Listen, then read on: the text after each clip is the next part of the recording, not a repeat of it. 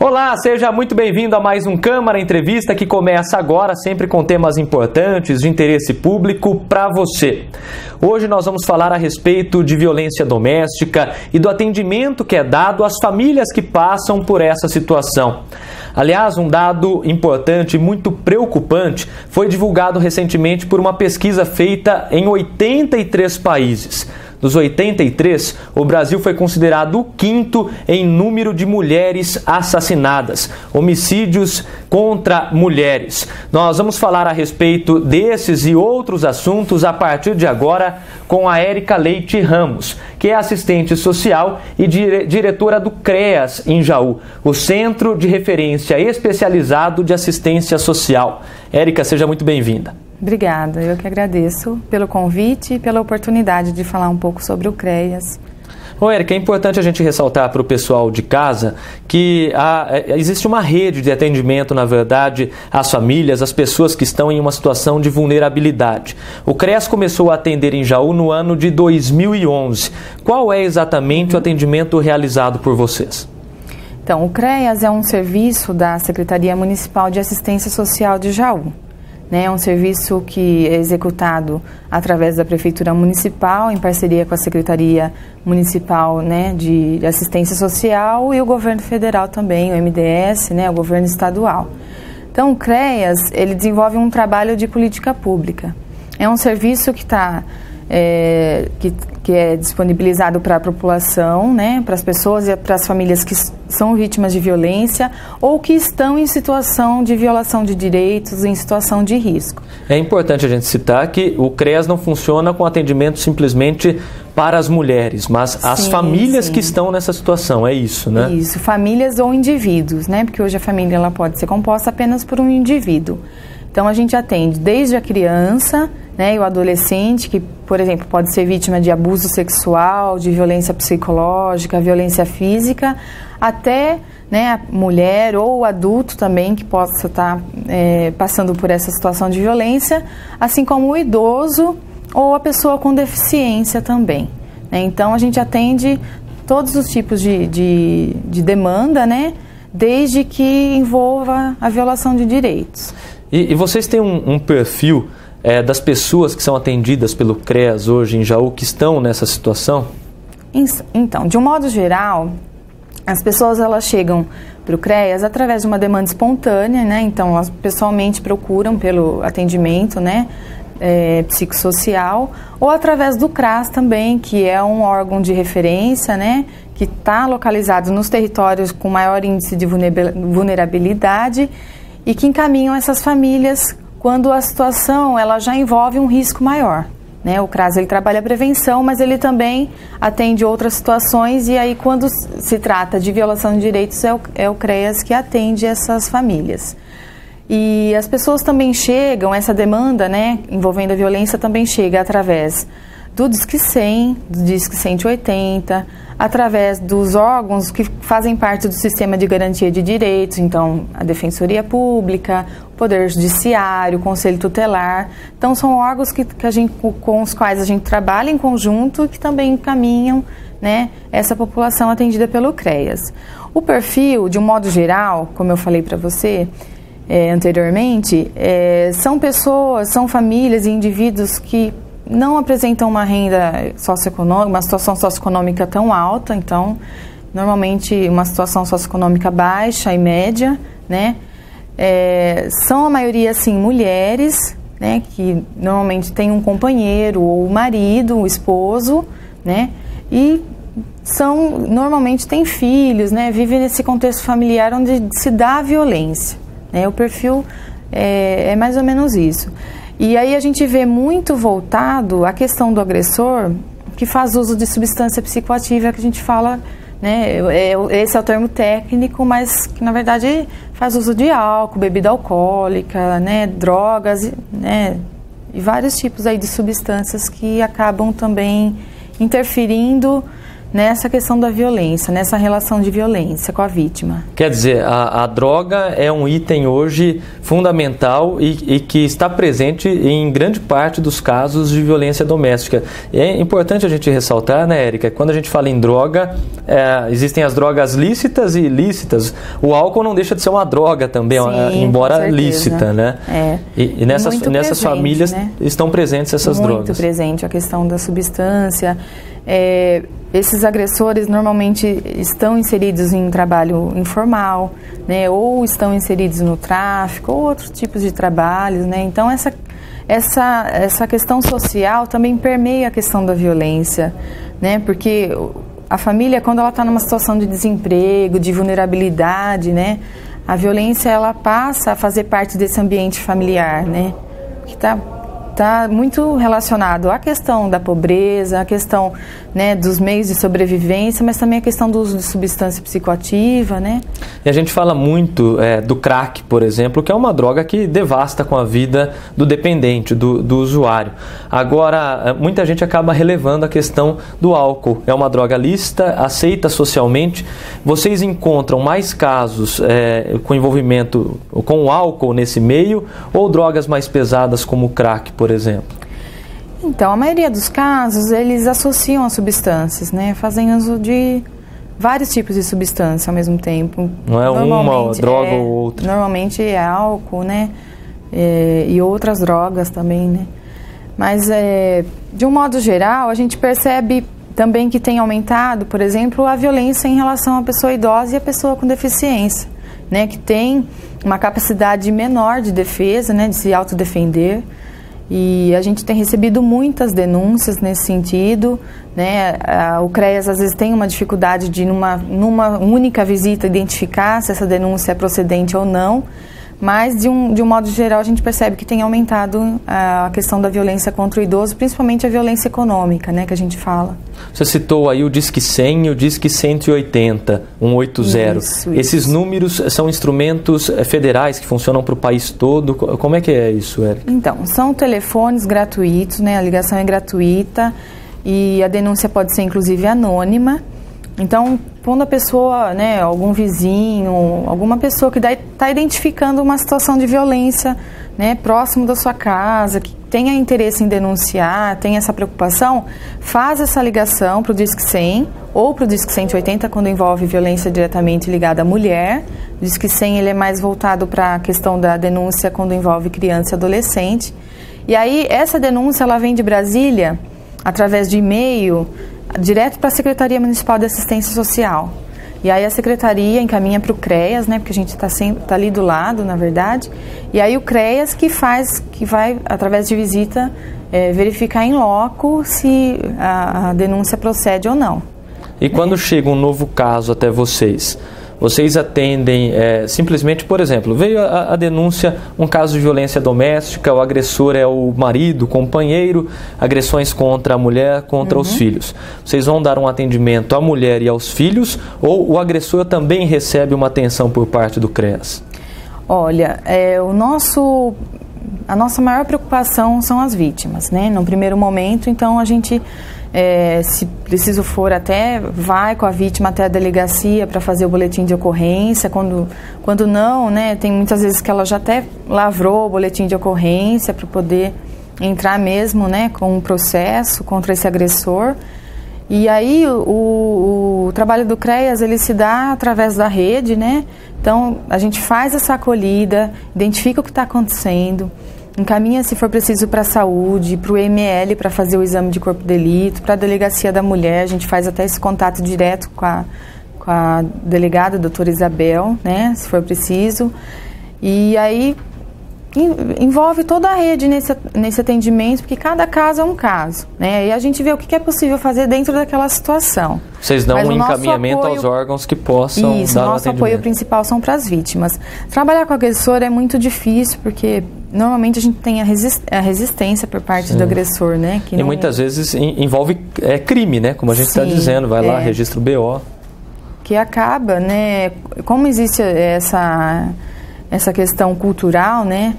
da violência do homem contra a mulher. Muitas vezes, lógico, acontece ao contrário, a mulher também que abusa um pouco dessa questão, né, de poder dentro do ambiente familiar, mas o nosso foco maior são as vítimas de violência, né? Então, por exemplo, quando envolve uma situação de abuso contra a criança, né, a gente aciona o conselho tutelar para verificar se há necessidade de um acolhimento institucional ou não, ou se realmente só precisa de um encaminhamento, né, para um atendimento psicológico dessa criança, né?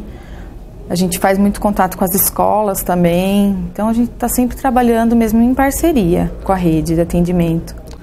Tá certo. Olha, para você que está chegando agora, nós estamos recebendo no Câmara Entrevista de hoje a Érica Leite Ramos, que é assistente social e diretora do CREAS, Centro de Referência Especializado de Assistência Social aqui na cidade de Jaú. Nós estamos falando a respeito de violência doméstica, de outras situações de vulnerabilidade e do atendimento que pode ser oferecido a essas pessoas, a essas famílias. Ô Érica, a equipe do CREAS hoje conta com profissionais de que áreas? Olha, conta com assistente social, psicólogo, né? E outros profissionais também, assim como, né, o profissional que faz acolhida, que fica na recepção, né? E os estagiários também de psicologia, que também dão, né, um apoio para o nosso trabalho. Mas, especificamente, como eu te falei, a gente não trabalha também só essa equipe, né? O CREAS não está isolado, vezes, quando nós precisamos discutir caso, por exemplo, nós vamos até o CAPS, ou o CAPS vai até o CREAS, né, a Secretaria Municipal de Saúde, porque muitas vezes o caso é tão complexo que ele precisa de um outro olhar também, né? De outros profissionais que integram essa rede de atendimento, né? Bom, eu trouxe no início do programa a informação de que uma pesquisa que foi feita recentemente em 83 países apontou o Brasil como o quinto em número de mulheres mortas com violência, mulheres assassinadas. O quinto em número de homicídios contra mulheres. Ô Érica, essa realidade, é claro que aí nessa estatística entram diversos casos, mas a violência doméstica, lamentavelmente, ainda integra em grande parte essa estatística, né? Sim, com certeza. E a gente sabe, às vezes, das dificuldades que as mulheres têm em denunciar, né? Do medo, da culpa que elas sentem, né? Quando são agredidas, da preocupação que elas têm com os filhos, né? Às vezes também da dificuldade financeira em se autossustentar, em pensar que, né, apesar de ter a questão da violência, ela pode ainda passar por uma outra situação de vulnerabilidade ainda pior, né, se esse agressor for embora.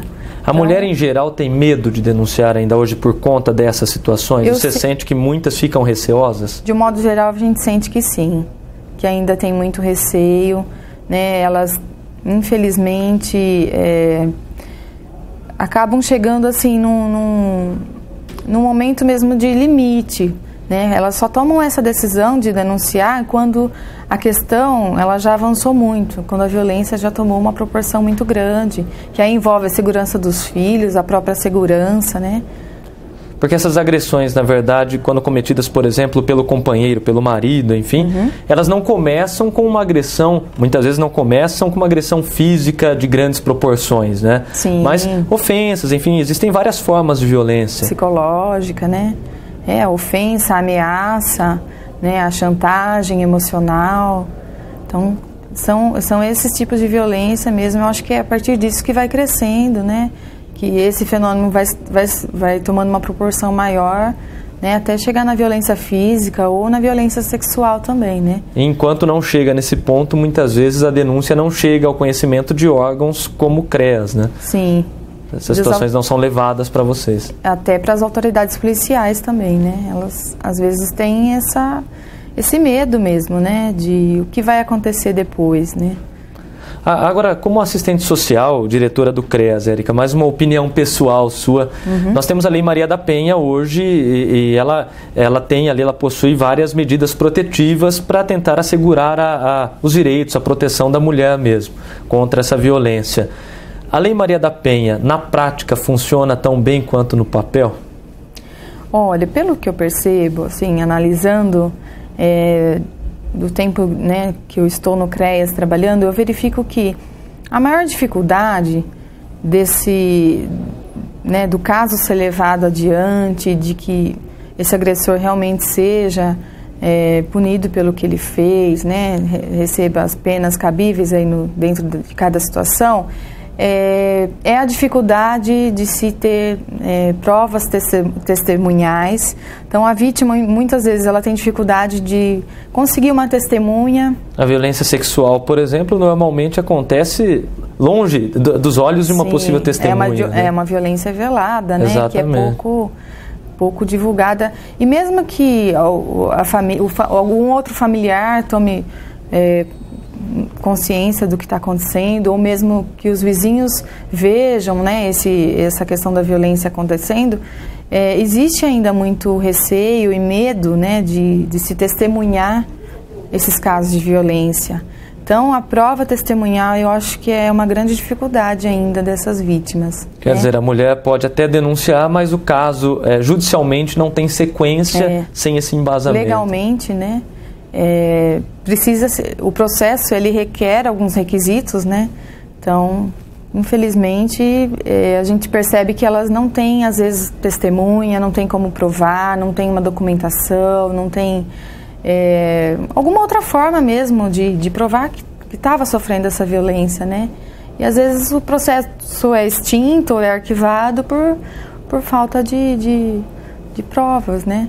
Eu acho que isso dificulta bastante ainda a efetivação da Lei Maria da Penha na prática, né? Agora, a gente percebe esse dado alarmante, né? O Brasil, o 5º do mundo em homicídios contra mulheres. Um dado realmente preocupante, se a gente pensar que foi uma pesquisa feita em 83 países, ou seja, uma pesquisa de dimensão global.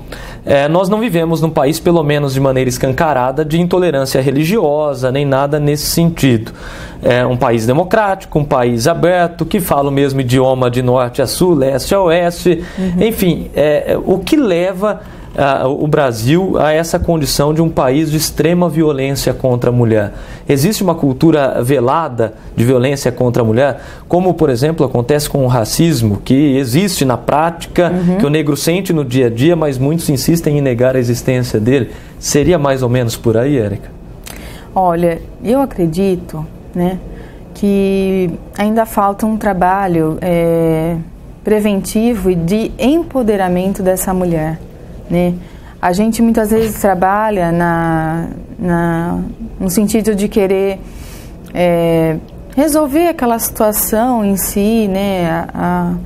Aquela realidade atual que a família está vivendo, né? Entre aspas, a gente busca, lógico, vários caminhos, né? Para tentar emancipar essa família, mas eu acho que a gente deveria trabalhar mais no sentido de empoderar essa mulher, né, para ser protagonista da própria história.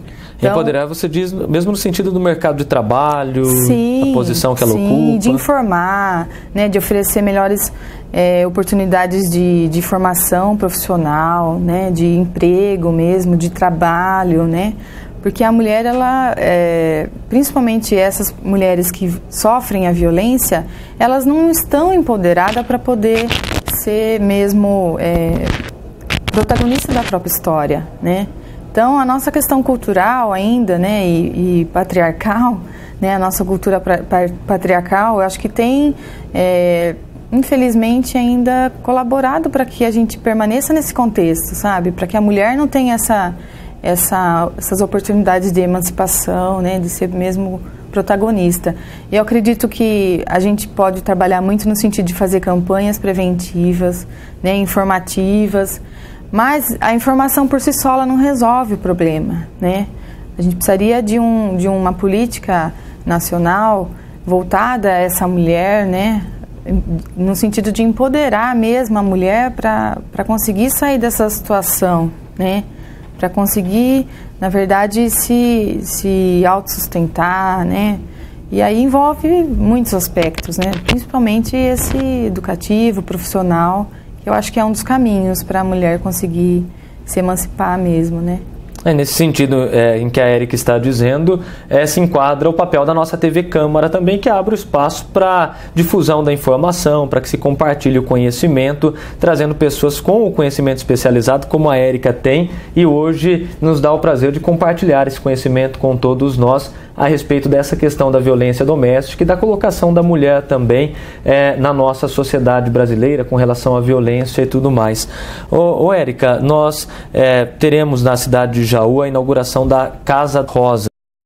Um local para atendimento direcionado às mulheres e também aos filhos das mulheres que passam de repente por uma situação de violência. Só para esclarecer para o pessoal de casa, essa Casa das Rosas é um centro de atendimento à mulher, vai funcionar na Avenida Ana Claudina e servirá para o atendimento de saúde também, saúde preventiva da mulher, o que é muito importante, mas sobretudo para essa questão da violência, de dar um amparo às mulheres.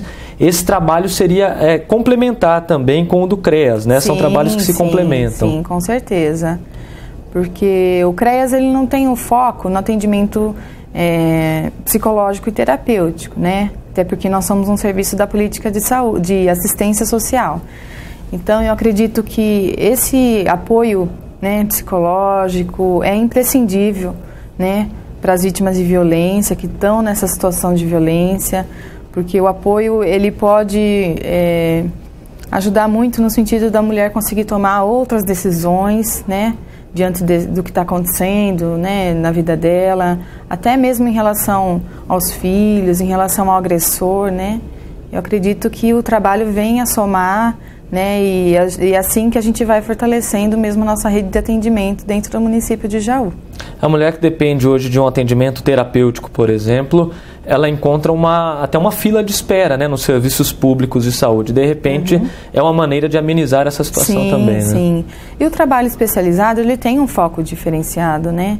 Os profissionais, eles são especializados naquele serviço, eles já têm um direcionamento e conduzem melhor essa demanda que chega para o atendimento, né? Eu acredito que vai melhorar bastante, né? E a gente pretende sim trabalhar em conjunto, né? Trabalhar em parceria com a Casa Rosa, né? E o interessante é que a Érica estava me dizendo, são vários órgãos que compõem uma rede de atendimento e a casa vem para compor essa rede também para o fortalecimento. Vocês hoje trabalham, você disse já ao longo da entrevista, com a Defensoria Pública, Secretaria Municipal de Saúde, enfim, vários órgãos públicos de educação. A gente trabalha, né, como a gente chama, é um termo técnico, né, a gente trabalha com a rede intersetorial, né, com o sistema de garantia de direitos, que aí se envolve Conselho Tutelar, Defensoria Pública, Poder Judiciário, né? A rede intersetorial seria a Secretaria Municipal de Saúde, o CAPES, né? O setor de saúde mental, as escolas, né? A Secretaria de Educação de uma maneira geral, e outros órgãos que acho que nem vou lembrar de todos agora, mas é assim que se dá o nosso trabalho, né? A gente sozinha a gente não consegue, né? O CREAS sozinho não consegue, né, avançar e nem dar conta dessa demanda mesmo, né? Até porque hoje nós atendemos 120 famílias mês, né? Mas esse número às vezes, né, oscila um pouco, aumenta um pouco, diminui um pouco, né? Então a gente nem daria conta de e mesmo esse número já está acima daquela capacidade para a qual foi projetado esse CREAS, né? Sim, Vocês atendem até mais gente do que a princípio seria o objetivo. A meta seria para 80, né? Nós atendemos em torno de 100 a 120, 130 famílias mês. E um outro serviço que é executado também pelo CREAS é o serviço de medida socioeducativa de liberdade assistida também, né? Então, o foco é o adolescente caminhado também pelo Poder Judiciário, né, encaminhado judicialmente para cumprir medida socioeducativa de liberdade assistida, né? Então, a gente atende esse adolescente, mas também a família, que vem junto, né? Então, o CREAS tem esse trabalho também. Até porque sem o suporte da família é difícil sustentar uma mudança de rumos na vida desse jovem. Desse adolescente, né? Com certeza.